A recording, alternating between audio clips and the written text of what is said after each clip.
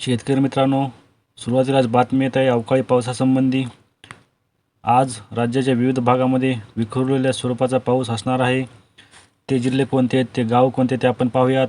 तत्पूर्वी तुम्हाला एक विनंती आहे, चॅनलला सबस्क्राईब करा, बेल आयकॉन प्रेस करा, लाईक करा आणि शेअरसुद्धा नक्की करा.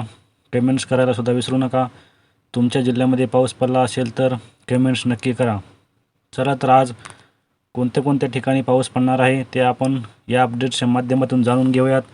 आज राज्यामध्ये औरंगाबाद, नगर, पारोळा, चाळीसगाव, जळगाव, मालेगाव या ठिकाणी स्थानिक वातावरण तयार होऊन दुपारनंतर हलक्या पावसाची शक्यता हवामान खात्याने वर्तवली आहे. तसेच श्रीरामपूर, पैठण, जालना, अहमदनगर, बीड, जामखेड, केज या ठिकाणी सुद्धा पावसाची शक्यता हवामान खात्याने वर्तवली आहे. तसेच पेठ, लातूर, बार्शी, करमाळा, इंदापूर, दौंड इत्यादी मध्य महाराष्ट्रामध्ये सुद्धा पाऊस पडणार आहे. इंदापूर, पंढरपूर या साईडला सुद्धा पावसाची शक्यता दुपारहून सायंकाळपर्यंत पाऊस होण्याची शक्यता आहे. तसेच जत, सांगली, कोल्हापूर, राजापूर, रत्नागिरी, कोकण पट्ट्यात चांगला पावसाची शक्यता आहे. चिपळूण, सातारा, गोरेगाव, जेजुरी, दौंड, पुणे, खोपोली या ठिकाणी सुद्धा हलका पाऊस पडू शकतो. जुन्नर, कल्याण, डोंबिवली या ठिकाणी सुद्धा नागरिकांना उन्हापासून सुटका होण्याची शक्यता हवामान खात्याने वर्तवली आहे. तसेच नाशिक, मनमाड, मालेगाव,